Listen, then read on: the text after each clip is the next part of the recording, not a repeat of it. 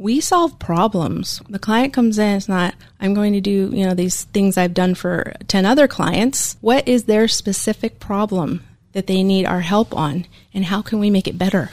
That was Tracy Leach from Providence Strategic Consulting Incorporated. Tracy is a marketing, political, and public relations strategist with over 25 years of experience. She has engaged board coalitions to support businesses at the local, state, and federal levels. She is the founder and CEO of Providence Strategic Consulting Incorporated. Providence specializes in strategic communications for existing businesses as well as effective advocacy resulting in successful projects, entitlements, and permitting. The firm represents water, oil, and gas, healthcare, defense technology, carbon capture, storage, which is CCS, government entities, agricultural, natural business associations, mining, solar, telecommunications, and other exceptional industries and projects. Providence clients past and present include Valley Children's Healthcare, Western States Petroleum Association, Buena Vista Water Storage District, McPherson Energy, Goodwill Industries of Southern California, Rosedale Rio Bravo Water Storage District, Sun Edison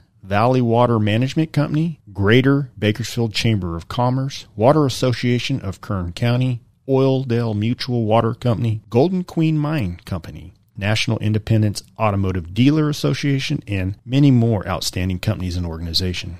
Tracy successfully completed the inaugural Woman in Government program at UCLA Anderson School of Management in 2019. This intensive experimental program delivered a high applicable toolkit of leadership skills, governance, acumen, and network savvy that prepares senior-level woman executives, professionals, and entrepreneurs for corporate board service. Tracy has represented political candidates at the city, county, state, and federal levels, as well as multiple successful statewide ballot initiatives. Currently, the firm lobbies governments on behalf of businesses and is a frequent communicator on radio and TV for political analysts, business advocacy, and public relations.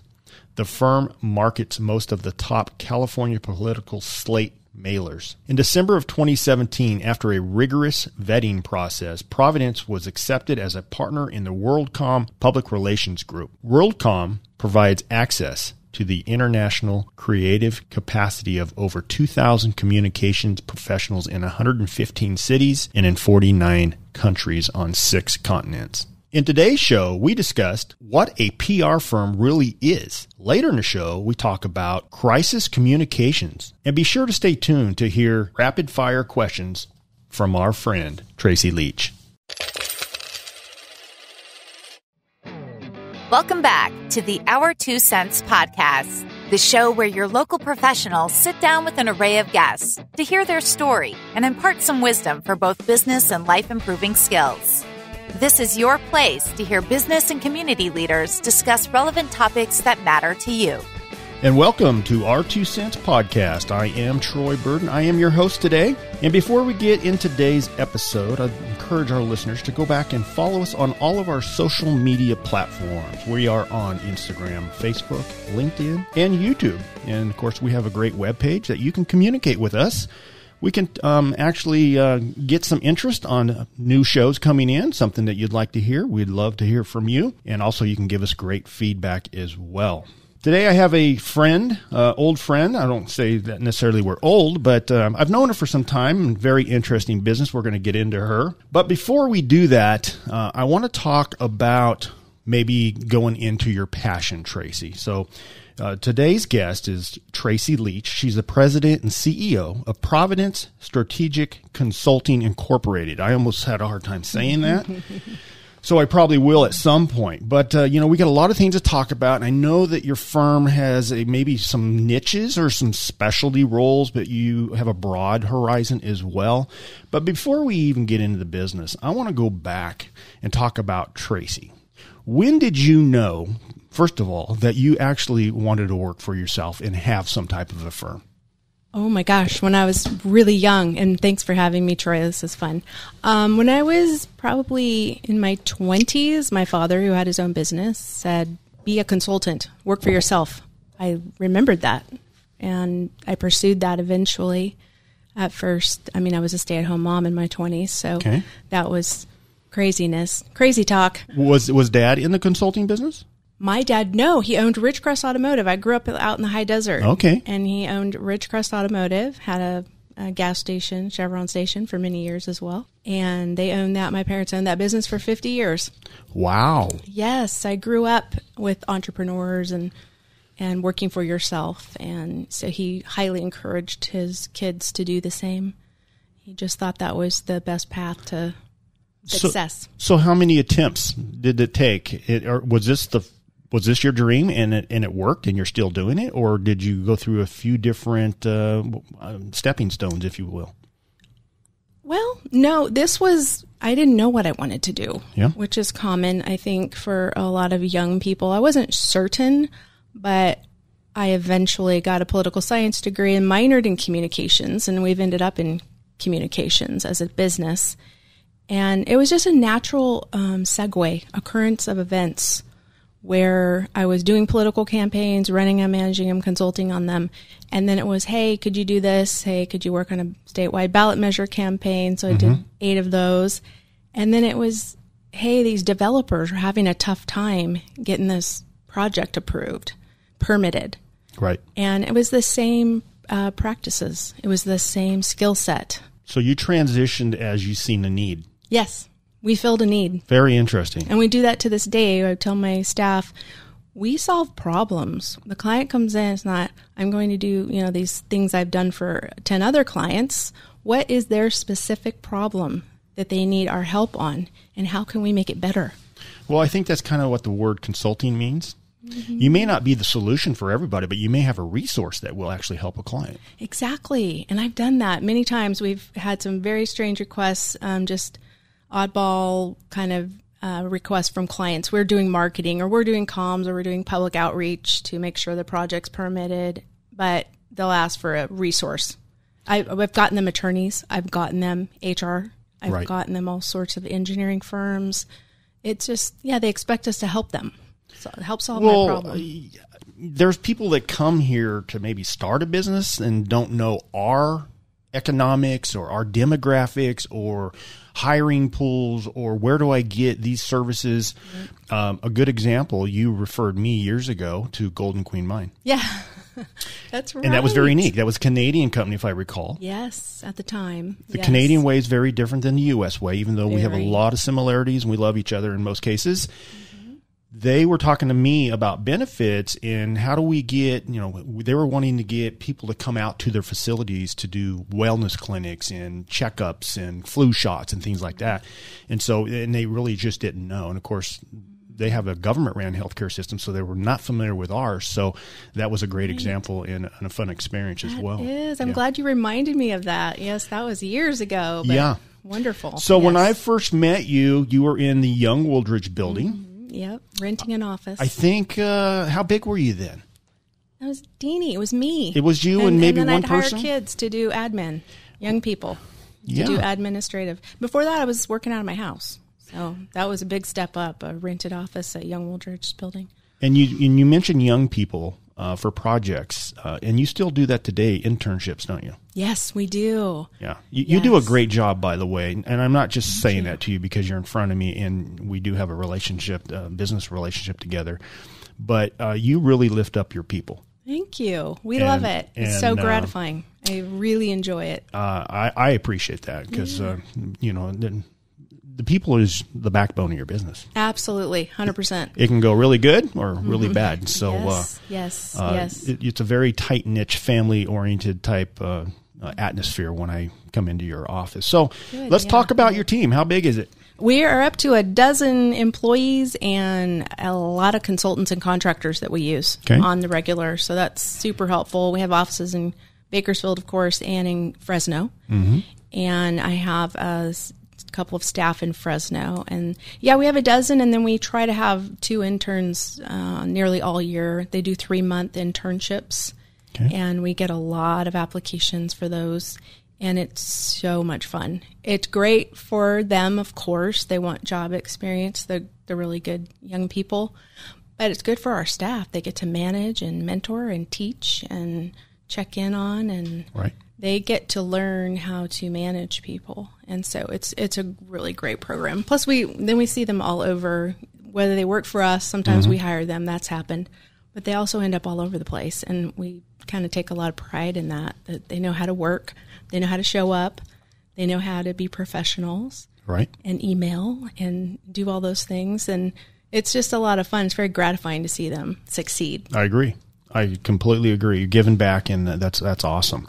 So you transitioned from Young Wooldridge in a little office, and then you bought a facility on F Street. I did. And then you remodeled it. So that was a project for you as well. Oh, it was and it huge. Is beautiful, by the way. And I love I don't even know the style, what it's called, but it's very pleasing. Yeah, I made it up. It's modern industrial, but I made that up. I'm not an interior designer, but that's what we called it. I just knew kind of what I liked, kind of the vibe, and it's turned out great. But yeah, it was also terrifying at times. I'm not gonna lie. When you know, I've never had a discussion about construction with anyone that they didn't come across things that wasn't planned. You know, sometimes there's hidden things behind the walls. So yes, it changes your timeline, directions. Too. Yeah. And from speaking to your staff, you are doing something on Allen Road. Can we talk about that? Yeah, absolutely. We bought a building on Allen Road just because we're just growing. We're kind of getting too big for our current space. Not really, but yes. And so we need more space. We're going to actually build a podcast studio like what you're doing here today, which is beautiful. And place to video, place to train, place to have other meetings. We just sometimes need more room for our team and some of our projects, especially video. But I also have a side purpose. I'm going to bring my dad's old 58 Ford Fairlane over from Ridgecrest and park it in the back because there's a garage. It has a garage on the back. And so I'm going to bring that car over here and finish restoring it. That's so cool. Yeah. So I have double motives for the Allen Road building. Well, most of your clients will have to go over there just to check out the truck. Yeah, yeah, the car, yeah. Yep, so that would be something to see. Let's talk about that. So you're going to do a podcast studio and a recording studio. Is that mostly for Providence, or is that for outside people to come in? What's your goal? Both. Because I'm going to hold you to this because I don't know that you even have that direction all figured out. So you might be saying things that you're committing to. Yeah, I am blowing it right now. You're gonna make me do this now. Yes, I need to follow through. I got to follow through on what I said.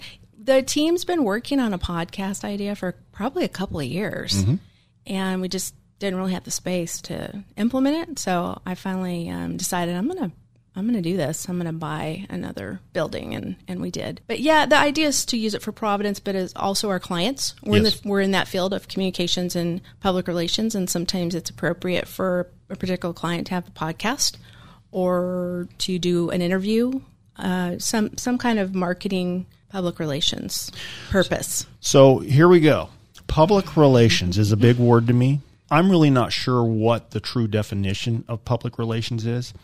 You know, when I first met you, I always known the word PR, but I always looked at you like a marketing firm. And I know you do some of that, but public relations is a lot different than just traditional marketing. And, you know, we've had many marketers on here and some great friends of the show.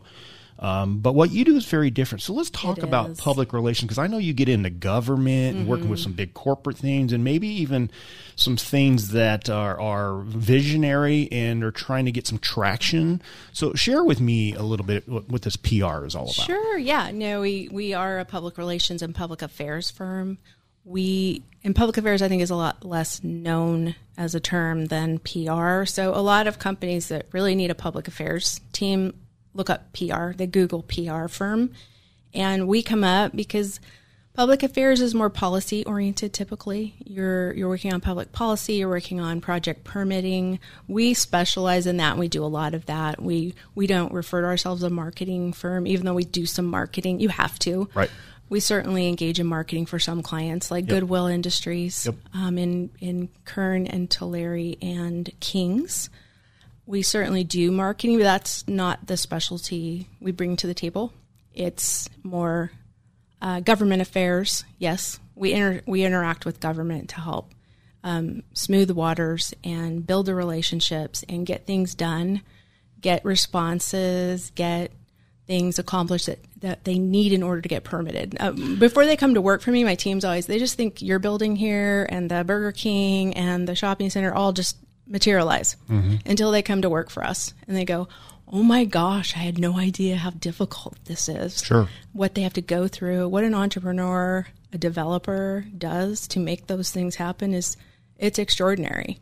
So an example would be educating someone, maybe general public, but maybe even government. A great example, I think, in Kern County, which you and I both know very well, is our capital struggles with the Central Valley and our oil industry. Yes. And I think they lack knowledge. It's extremely lack knowledge. And I know there's several people that are advocates that are fighting and trying to educate them and inviting them to come to our facilities and see some of these facilities. Is that a good example? That's a great example. And you, of course, touched on one of our largest efforts is representing the oil industry and making sure they are advocated for, that the public, the media, you're right, elected officials understand what we do here.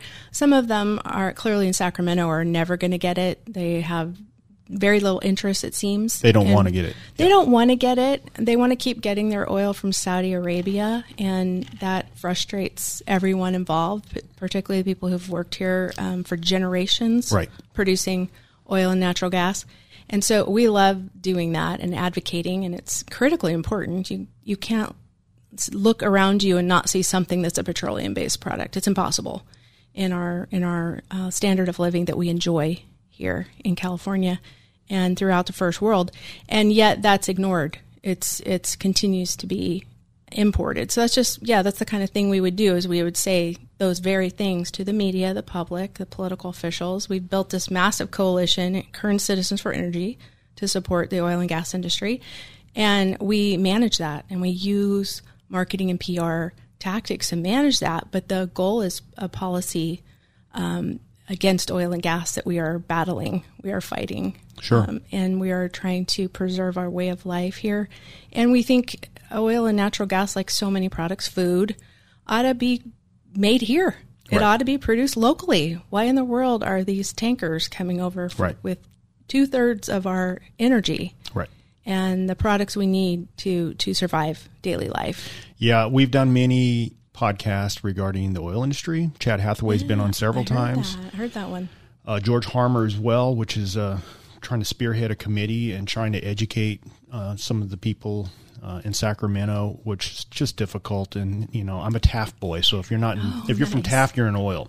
Yes. But I say this in every podcast when it talks about energy or oil or Central Valley. The Central Valley is two things. It's oil and it's ag. Mm-hmm. And if you live here, you're in that business. And I don't care if you're a dentist, you're in that business. Yep. I'm an insurance guy. And trust me, I'm in the oil business because it affects me, and ag. And, it doesn't matter if you're a grocery store or what it is. We are oil and gas and ag here in the Central Valley. And love it that you think that, know that. We had a slogan, we use it still to this day, I am the oil industry. Yep. And everyone wore it, hundreds and sometimes thousands of people we'd get to the Board of Supervisors chambers.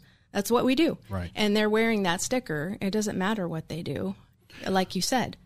Right. This is our life. It's our livelihood. It's our health care. It's everything to us. It's our economy. It's our total economy, yes. Yep.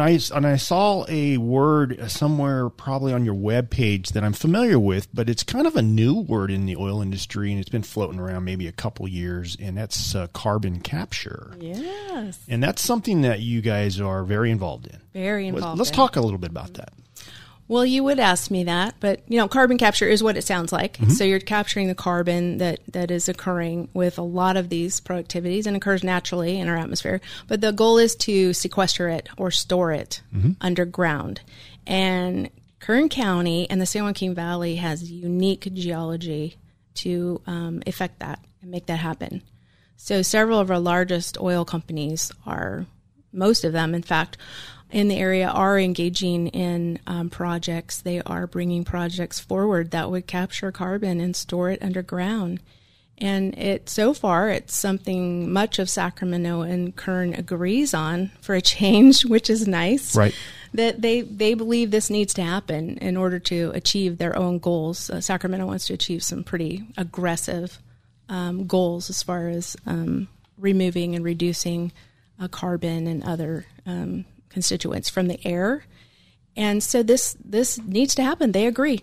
The State Air Resources Board says we need to do carbon capture and storage. Yeah, it makes sense. It's an environmental issue, and it's a technology that we have here. And from what I read and understand about it, the first project ever is being done right here. Correct. The first project ever will happen in Kern County. And, of course, I worked in the oil industry before I did insurance 30 years ago or so. And I'm familiar with the processes in the oil industry back then, and most of them still today. There's a lot of different types of injection. There's water and steam and, there's fire flood and gas and now carbon injection. And it's great for the environment. And one thing that I was talking to someone about on an oil podcast, but what it came out to is as we inject more into the ground, it increases production, which is good. Yes, that's how we make money. It is good, but yes. I don't know that Sacramento wants us to increase production. So it's, no, they don't. Yes. Which side do you want? You want to just pollute. But it's so hats off to you because I know how hard it is to work in Sacramento when it comes to oil. It's just a bad word. Yes, they're pretty unreasonable. But Kern County, we keep testing this and continues to support our oil and gas industry. And it's our job to educate them and inform them. We have new people moving in all the time. And we feel a constant need to advocate and educate and bring them up to speed. You'd be shocked at how many people don't know. We've said things to activists at meetings and hearings, and they argue with us. They don't know that their backpack is made out of petroleum products. They actually argue their electric car is made out of oil products. Their electric car would not exist if it weren't for petroleum products. That's correct. And it's kind of stunning to some of us maybe that came up on that kind of education. Petroleum is it's a critical resource, and it's in everything. It's everywhere.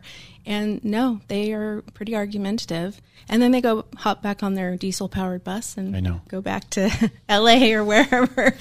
So it's a challenge. It's a struggle, but it's a fun one because it's so important. It's thousands and thousands of jobs. It's our livelihood. We shouldn't be dependent, no matter who you are or what your politics are.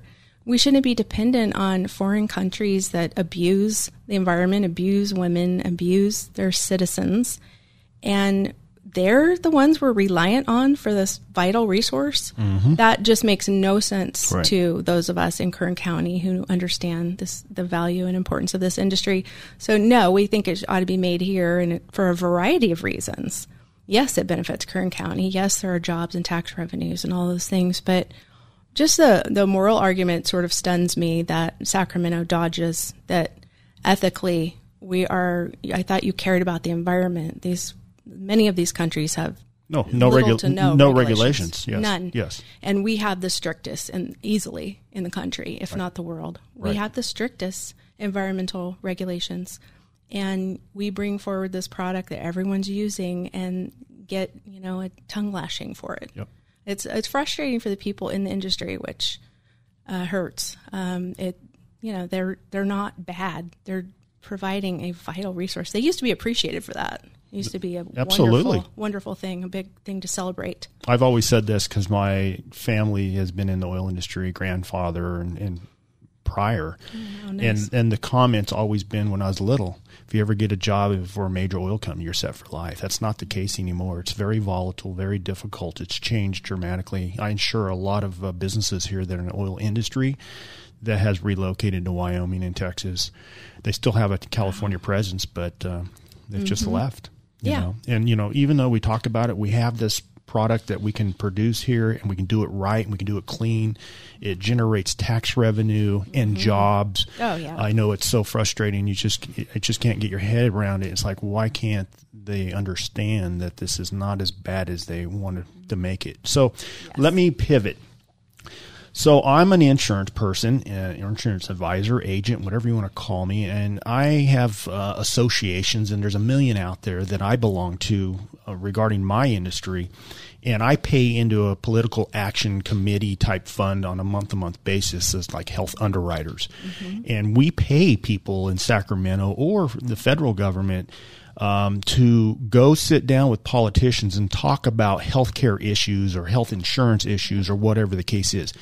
Does your firm get into that? Do you do that, or are you doing it more on a big scale, like you go and attend maybe some type of I don't want to call it a workshop, but maybe a symposium up there that's industry related, and you go up there and you kind of fight with your team to draw people in and educate them, or do you do the one-offs? Yes. The short answer is yes. Okay. But at the local level. So Got it. we specifically lobby at the local level. Mm-hmm. Our city council, could be board of supervisors, typically have a lot of oversight over the kinds of projects we work on. Mm-hmm. And as far as permitting them, or not over regulating them, those sorts of things. So we do a lot of local. You're going to hire a state like you're describing, or federal lobbyists. You have to register. There's certain rules to follow and disclosures that must be made. So we typically would hire a lobbyist or depend on our clients, state or federal lobbyists, to keep us informed. Okay. But we will do the local. Sure. So got it. We'll be doing that. So an example of some of the stuff locally. So just take me for a grain of salt here, but let's say I'm going to build a massive shopping center and right next to your house, because that happens, or close. And of course it's going to impact your neighborhood and traffic and environmental. And I know all the stuff that you have to go through. Are these the type of things that you do, not only maybe for the city planners and people like that, but the general public, like have a town hall meeting and say, okay, we're going to talk about this? Because I wasn't around when the marketplace was built from Castle and Cook, but I heard they fought tooth and nail, did not want that. And I live here now. Mm-hmm. And I don't think that's the mentality anymore. I think most people that live across the street from the marketplace kind of enjoy it. It's a very nice facility, and it's very clean. And it's added value to our residential neighborhood. Sure. Am I right? Beautiful. Do you do some of that? Yes, absolutely. That's exactly what we do. In fact, there will be a shopping center, we hope, at Rosedale and Coffee. Breaking news. Southwest corner of Rosedale and Coffee. There's PG&E facility there now. And I'm trying to put my head around it, but now you just said it, the old PG&E facility. Yeah, it's south of, the Red Lobster and Walmart and all that stuff. Different stores. We'll eventually soon announce that whole development, but it requires permits from the city of Bakersfield, and they must interact with city staff, and it'll eventually go to the city planning commission, which is an appointed body, and then it's going to go to your city council members, who are elected, of course. And so we're going to do everything in our power to tout the benefits of that. They're tremendous. Like you said, there's always naysayers. There can always be opposition. There can always be difficulties. So you need to overcome those. So every project's different, because some have, extreme environmentalist activist groups, say like the anti-oil lobby, or others have, like you described, neighborhoods who are concerned. Mm-hmm. So you need to address those concerns. And we typically do that slowly and methodically and individually. I know throwing open the high school cafeteria or the DoubleTree room is what people think of, and occasionally that's something we do, but it's that to me is not great outreach. You need to be more strategic than that, more thoughtful. People should, community leaders ought to be visited. You ought to go and talk to them. We've had the most success with that. We've never failed to get a project permitted ever. Golden Queen Mining is one of them. Our oil and gas industry is another. We got to support developments, shopping centers, huge solar projects, utility scale solar projects. There's always something. Is it the neighbors? Is it the fact you're trying to do the solar on prime ag? So some farmers got upset. Is it labor? Is it activist groups? So there's always something to be cognizant of, and work to advocate for your client to make sure they're successful. So you gotta navigate very specific things on that specific project. It's always different. Do you work on projects that are kind of hush-hush visionary type projects? Yes. Yeah, I imagine. Yes, we do. We sign our fair share of non-disclosures and confidentiality agreements, and some of them we can't talk about, and we're just assisting with, very, very specific meetings that they need. People they need to have FaceTime with and get to know and understand. And those happen as well. Yeah, I would think that people do some due diligence and say, is it a vision, or are we going to put some traction to this? Let's bring in some people like yourself. And in fact, we have some New York City investment firms, public and private equity, that we work with to help them get engaged here, to understand our community, all kinds of things, to understand the regulatory environment, meet with, planning directors or other folks that are very, very knowledgeable and can answer all their questions. We make that happen. And then other times it's a problem that equity firm needs solved so that will become a profitable investment that they made. Right. So we have to go in and solve the problem that they have with the permit or some other regulatory issue that they're having. Very interesting. I'm learning a lot today. It's never dull. So let's go switch over to government, but not necessarily the public, the permitting and some of the issues that we have convincing or educating our government to understand our industry or whatever our initiative is that we're pushing. But let's talk about what you called more of some election, some campaign work. You did some of that too. We did that in the past. I don't do it anymore. I mean, we will support a measure, but we don't do candidate campaigns. We haven't in many, many years. It's just doesn't fit with our business. Yeah. It's not conducive. I marvel at the consultants like our firm that still run candidate campaigns because they're a lot of time, and they're, controversial. You see all the dirty ads and all the nastiness that goes on. I just got so tired of it. It wears you out, and we really love working for business and organizations, and that it just didn't fit. I really struggle with the way we do elections personally because of what you just said. I feel like a yes is a no, and people don't understand it, and there's so much negative campaigns. I think it should be illegal to be pointing out some of that negative stuff. Talk about what you're going to do. Give me some good vibes. Why should I vote for this? Not why should I not vote for them?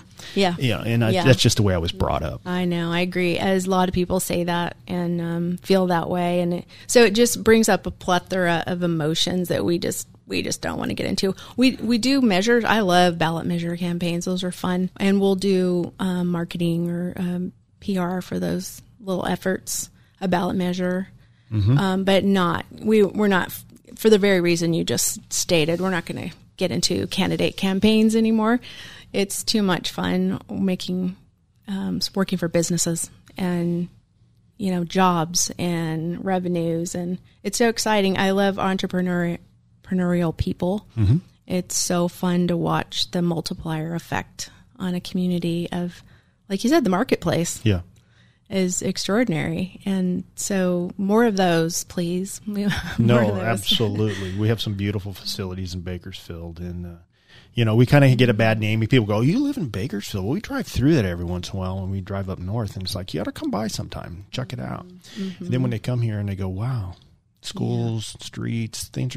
We have our issues just like everyone else, but boy, I think it's a great community, and it's grown so much, and it's exciting to see. Where is Providence going? Where's your vision?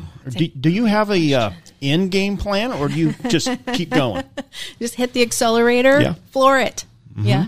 No, I do. My goal right now is seriously bringing up the next generation of leaders.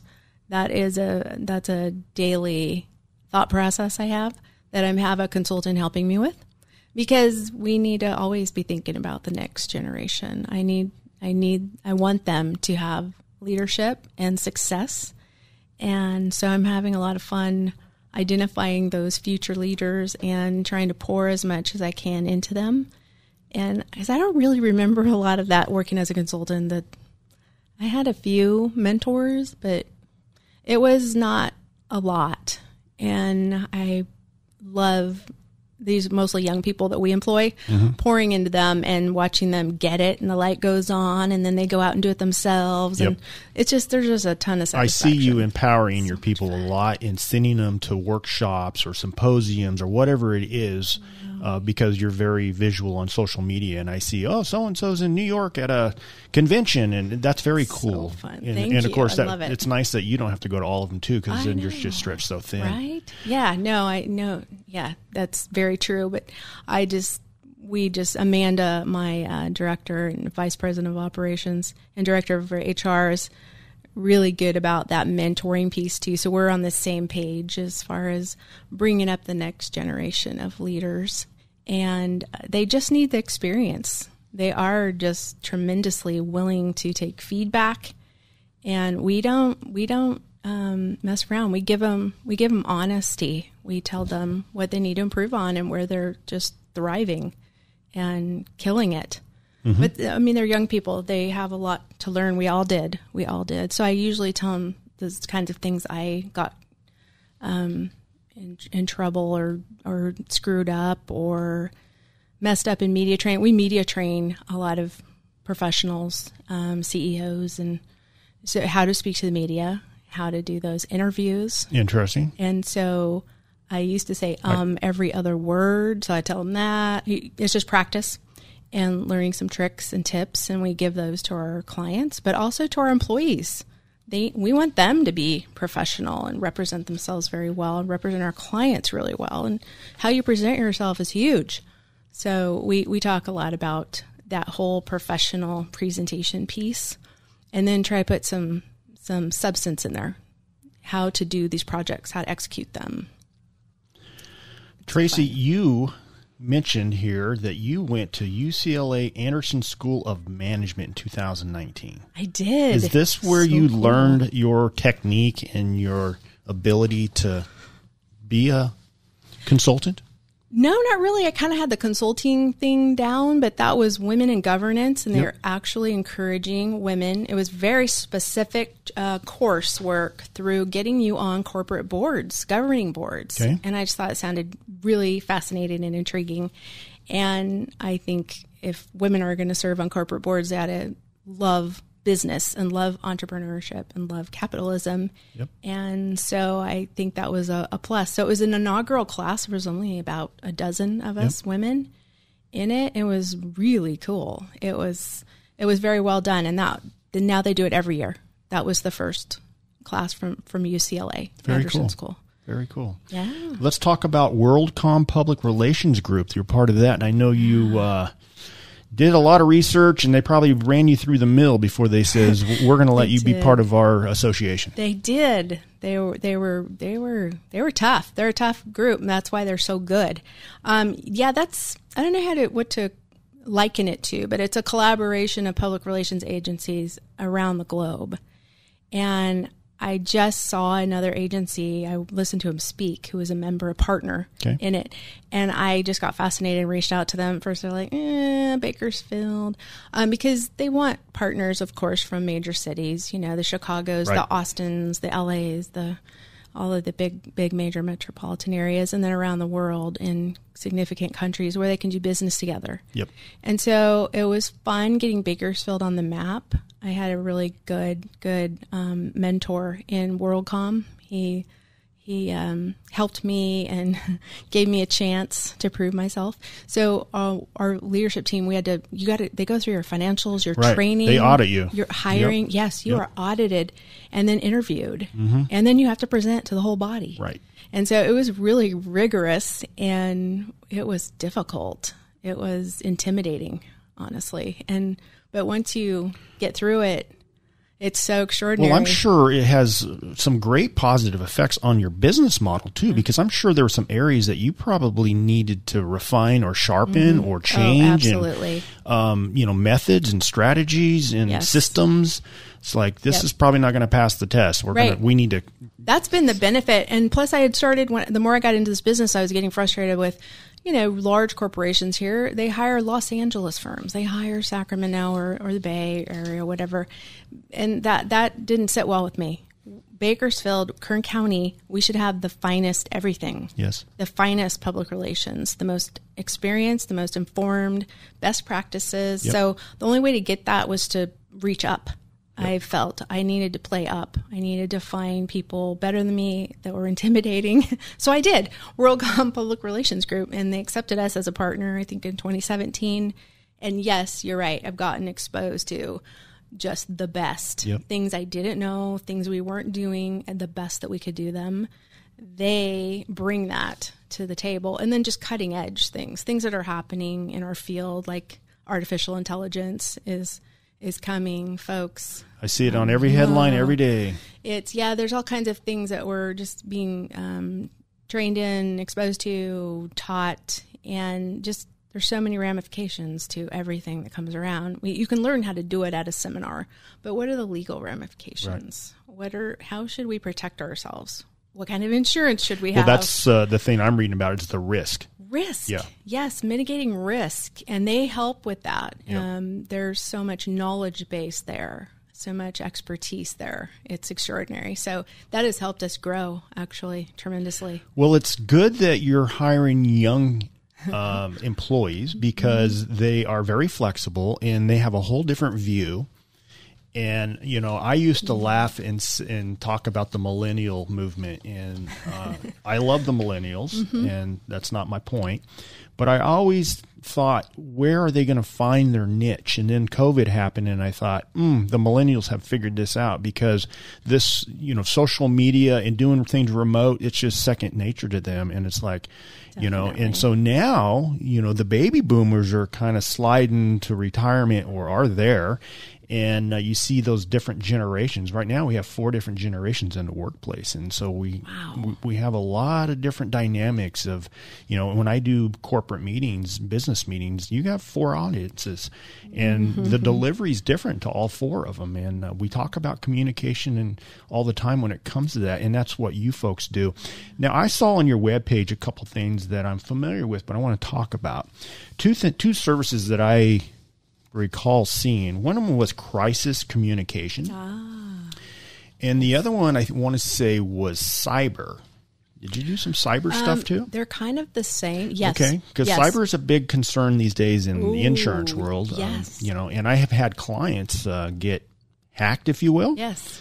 And they love to hit medical facilities and ask for ransom. And I'm sure you're very experienced. So let's communicate. Tell me what you're doing with that. Oh, how fun you brought that up. I personally love crisis communication. It's just fun to jump in and need to react quickly. I don't know. I just thrive in that environment. I like it. I like advocating and fixing problems, at least assisting in that to that end. And so, yes, we've had clients, or they became our clients, because they were hacked. All their files were locked down and held for ransom. And a lot of companies here, unfortunately, have experience with this. We've had several, and so then we're working with legal counsel, with insurance, with the IT, of course, and in some cases the FBI and local law enforcement got involved. And so we're helping them message this. The rumor star, particularly one of them was medical, and so what's the message to your employees? What are you saying? Right. And what's the message? And so having legal counsel, we write it up, have them vet it, and approve it. When you're working with attorneys, you need to work with attorneys. You need to get their input and make sure you don't step in it. So, and then the public message. Some of them have had the media call. It got leaked. Yes. Somebody talked. Somebody went on Facebook and posted it and tagged KGT. Yeah. And so, what's your plan? What's your game plan? What's your crisis communications plan say to do? And many companies don't have a crisis communications plan, which is unfortunate. But we jump in and try to. We need to preserve their reputation. This is their whole business at risk. It's terrifying, and especially when it's medical, anything confidential, and you say your files have been compromised. Yes. Is not good for your reputation at all. So helping them preserve that. They're still in business today, thank goodness. Other companies, similar things with the ransom, and we needed insurance to kick in and help with that. And so having that coverage, we actually upped our coverage after that experience with the health facility. We went and looked at it and went, oh my gosh, we're so exposed here. Yes. So we went and increased that insurance coverage to mitigate that risk and be better prepared. We need to protect our entire company, our employees. I am really cognizant of how important this job is to them. It's my firm, it's my baby, but I watch them all, my employees, and their new cars, and I'm so happy for them. And I'm so stoked that they have this job that can pay their rent and help them pay their bills and get a new ride. And that's super important. I can't put that at risk. Right. I have to be really, really responsible with their livelihoods. Right. And it kind of weighs on me in a good way. I want them to be successful, and I want to take care of this. It used to just be me. I'm nurturing it and protecting it, and now I have a whole responsibility to the people who work for me, and I want them to be protected. So we do more things like that to mitigate risk than we ever used to, because there's so much more at risk. Sure. And the unique thing is you're talking about it. You know, there's corporate businesses that have these meetings but don't share the direction. And you're a great mentor, and I'm not just saying that. I know that the people that you just said some stuff to me. It's like you love to see somebody that works for you come to work with a new car. I do. That's cool. Smile. It's because so cool. It's rewarding to you. It's like they're getting it, and they're successful, and they're getting their dreams, and go out and buy a house, which is the American dream, or whatever. I love it. I think it's great. And you talked about when you started, you were a mother, and so I know you care about your people, and I'm sure you got plenty of mothers, or hope that everyone has that opportunity. I do have some parents. Whatever it is, it's just you are a very unique person, and I appreciate that, and I can tell you why you're successful, because you are a very relatable person, and thank you. I think don't change a thing, just keep doing what you're doing. So now we're going to have a little fun with you. Okay. I don't know if we share this with you prior to the podcast, so it might be a shocker, but no, they're pretty easy. So here we go. Who is your biggest mentor? Oh, it was definitely my dad. I knew that was going to say that. My dad. Yeah, it's an easy one. Yeah, me too, honestly. Yeah. I have many in my life in different areas, but by far, my father. Right? Yeah. And unfortunately, he passed away about in October. And I spoke at his funeral, and I told my best friends this. I says, I will never be able to speak at my father's. I told my friends and my mom, I says, there is no way I cannot talk at my dad's funeral. And you did it. And my father, not to get off on the topic here, but my father was my mentor, but my father was a man of a few words. Mine too. And I knew everything he was trying to communicate with me. It's very interesting. You had to listen. And I cherish those moments. Yeah. What is something that nobody knows about you? Probably that I play the piano. Not great, but I had 11 years of lessons. And when I tell people that, they think, what? And also, I didn't get my college degree till I was 35. Most of my employees think I've been doing this since I got out of school, high school. And that's not true. I raised my daughters, and then I didn't go back to school and get my degree until I was quite the advanced age of 35. And that's not easy. As you see, that's very hard to go back. I don't recommend it. Yeah, I imagine. But do it if you have to. What is a common myth about your job or field of expertise?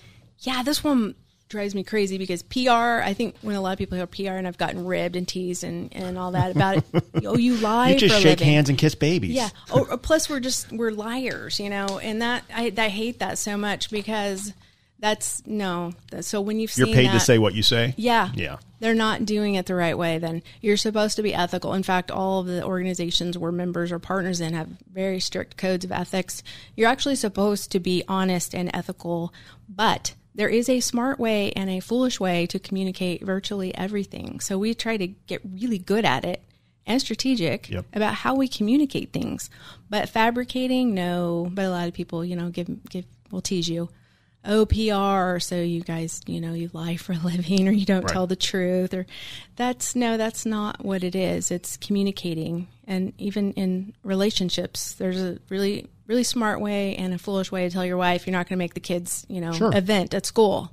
Mm-hmm. You should lead with the fact that your brother's having surgery that day. Right. And then say, I'm not going to make the kids play. Don't just say, I'm not going to make the kids play and watch all hell. That's just a dumb way to communicate. It's not smart. Yes. Technique is everything. It's everything. Well, we do that in business. We do that for businesses. Sure. There's a smart and not so smart way to communicate. That's why they hire you. You know how to deliver the message properly. Yes, we had better. That is our skill set that we're that could be your slogan, by the way. No. I'm kidding. I might steal that. Yeah.